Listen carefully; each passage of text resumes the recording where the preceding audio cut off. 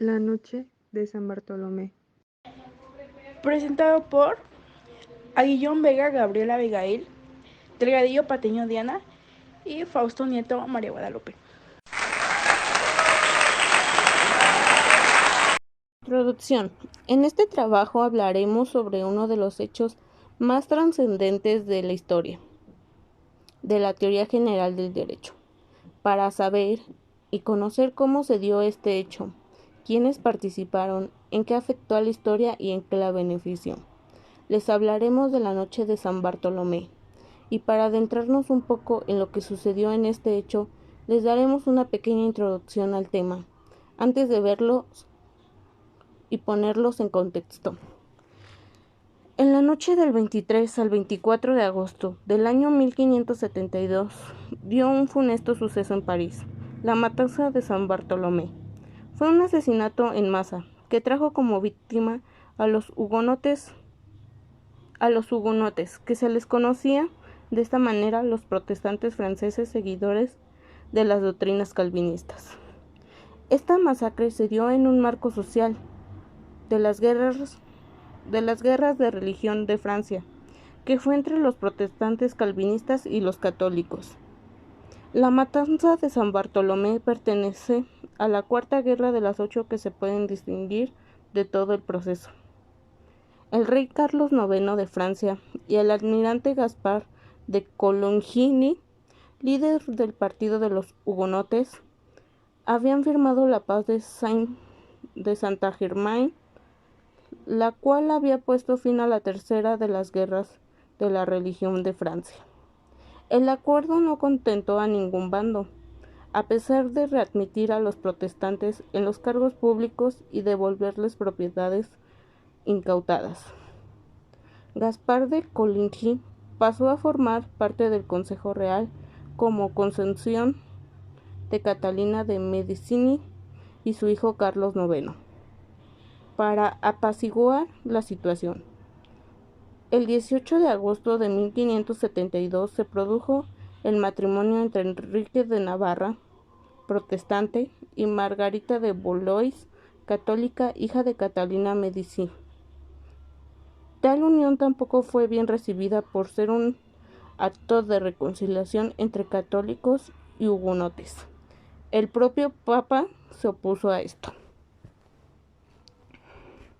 La escala de tensiones llegó a un punto de inflexión cuando el mencionado Gaspar de Coligny sufrió un atentado que lo dejó herido. Todavía se discute sobre el responsable real del acto. Los sospechosos habituales son el duque de Alba, representante de Felipe II de España, la propia Catalina de Medici y la casa de Gucia.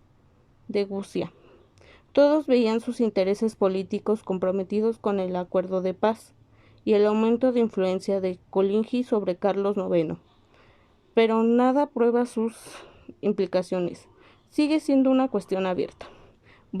Este es un poco del contexto histórico de la noche de San Bartolomé. Y saber un poco del tema antes de adentrarnos es de mucha importancia para ir abriendo la imaginación y despertar el interés en ustedes, para que continúen viendo el video. Gracias.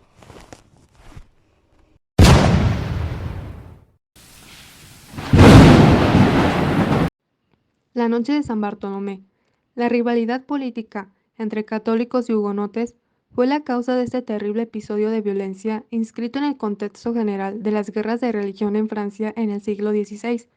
Los hechos comenzaron en la noche del 23 al 24 de agosto de 1572 en París y se extendieron durante los meses siguientes por todo el país, pero la masacre estuvo procedida por una escalada de tensión con tres momentos cruciales: la paz de Saint-Germain de 1570, el matrimonio de Margarita de Valois con Enrique de Navarra, celebrado 5 días antes de los asesinatos, y el atentado contra el almirante Coligny, líder de los hugonotes.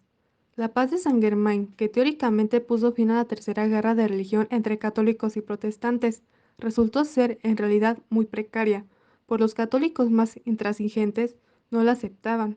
Curiosamente, a la que acabaría por ser la instigadora de la matanza de San Bartolomé, la reina, Madre Catalina de Medici, fue la principal defensora del acuerdo, Tanto ella como su hijo, el rey Carlos IX, abrumados por las estrechas financieras de Francia, estaban dispuestos a realizar concesiones para que no recomenzara la guerra entre ambas facciones y hasta permitieron que Gaspar de Coligny, jefe de los protestantes, formara parte del Consejo Real. Con este mismo propósito, Catalina de Medici concertó la boda de su hija Margarita con el príncipe protestante Enrique de Navarra, quien más tarde sería Enrique IV de Francia. El enlace, oficiado el 18 de agosto de 1572, en medio de grandes tensiones, tanto el Papa como el Parlamento de París e incluso el rey español Felipe II manifestaron su desaprobación. Empezó a abrir la espita de la ira popular. Los parisinos eran mayoritariamente antihugonotes y la presencia en la ciudad de miles de protestantes para la fiesta suscitó un gran rechazo. Así las cosas, solo faltaba una excusa para que estallase la violencia, y en esta llegó el 22 de agosto cuando Coligny sufrió un intento de asesinato en el que resultó herido de un brazo y perdió un dedo. La noticia corrió como la pólvora, y con ella el rumor, hoy se cree que infundado y probablemente fabricado por los católicos para justificar sus propósitos de que los protestantes planeaban vengarse causando una masacre. Pero lo que ocurrió fue justo lo contrario. Catalina y Carlos IX decidieron exterminar a los hugonotes y tras poner a salvo a Enrique de Navarra, cerrar las puertas de la ciudad y proporcionar armas al populacho, arrojaron a los protestantes del Palacio del Louvre en plena noche para que fueran perseguidos y asesinados. La matanza se inició en la madrugada del 24 de agosto, día de San Bartolomé, y continuó varios días, extendiéndose más tarde a Orleans, Lyon, Burdeos, entre otros. 2000 hugonotes murieron en París y unos 10.000 en toda Francia. El episodio fue reflejado por Alejandro Dumas en su novela La reina Margot, llevada al cine en 1994 con Isabelle Adjani en el papel de Margarita. Número de víctimas. En cuanto al número de víctimas, es poco menos que imposible precisarlo. Sin embargo, la cifra más exacta parece ser la del calvinista La Popeliniere, quien hace ascender a 2000 y algo más para toda Francia, y a 1000 solamente para París. Por lo demás, los protestantes han fantaseado a su gusto sobre el número de los correligionarios muertos en esa época. Unos señalan 10.000, otros 15.000, otros 30.000, otros 40.000, y no falta quien haga llegar esta cifra a 100.000. El martirologio de los calvinistas, impreso en la secta de 1582, habla de 15.068 víctimas, pero no nombra sino a 768. Y, sin embargo, el autor tenía un sumo interés en aumentar este número. La religión es ajena a este asesinato, sea pues cual fuera la cifra más o menos exacta de las miserables víctimas de tan execrable asesinato, es lo cierto que la religión está completamente exenta de responsabilidad en este hecho.